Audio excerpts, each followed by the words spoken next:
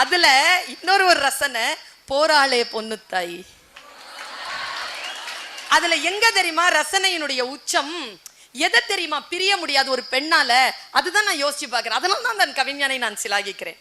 போராளே பொண்ணு தாய் பொலபொலவென்று கண்ணீர் விட்டு தண்ணீரும் சோறும் தந்த மண்ணை விட்டு, அது பெரிய விஷயம் இல்ல, பால் பீச்சும் மாட்டை விட்டு பஞ்சாரத்து கோழியை விட்டு போராளே பொட்ட புள்ள ஊற விட்டு.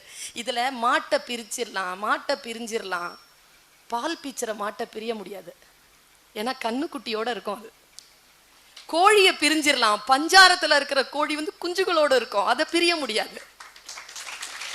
அது ரொம்ப கஷ்டம். இவனுங்களுக்காக என்னென்ன விட்டுட்டு போறோம், என்னன்னா நன்றி இருக்காயா? கொஞ்சமாவது நன்றி இருக்கணுமா இல்லையா?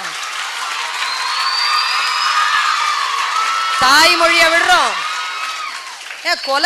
கொலசாமிய விடுறோம். அம்மா அப்பா பழக்க வழக்கங்கள், தூங்குற இடம், உட்கார இடம், டீ குடிக்கிற டம்ளர், வெளியில வேடிக்கை பார்க்குற மொட்டை மாடி, வளர்த்த ரோசா செடி, போட்டுக்கிற தாவணி, என்னென்னையா விடுறது? 25 வருஷம் வாழ்ந்த வாழ்க்கையை விடுறத. அதனால் வைரமுத்துவை பிடிக்கும்.